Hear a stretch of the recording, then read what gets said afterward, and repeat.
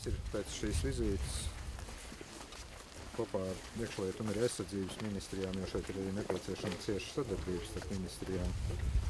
Jau drīzāk šajā augusta, bet septembrī Nacionālās drošības padomes sēdē pārunāt arī ļoti praktiskus darbus, kas ir veicami juridiski, likumdošanas, pātrināt procesu, jo, ja mēs tā turpināsim, nav ko sev melot.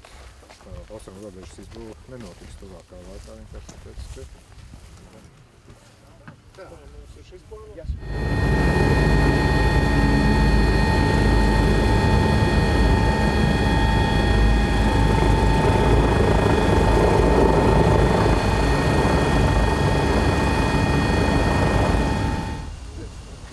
Пожалуйста, у меня на каком-то у нас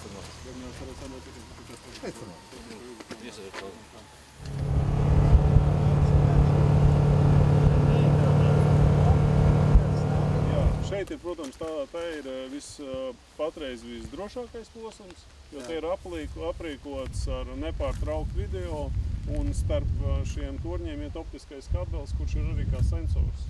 Līdzīgi arī uz Baltkrievijas robežas, viltus robeža gandrīz gar visu robežu uzbūvēta. Jā, tie ir Krievi. Arī kā no vecā robeža.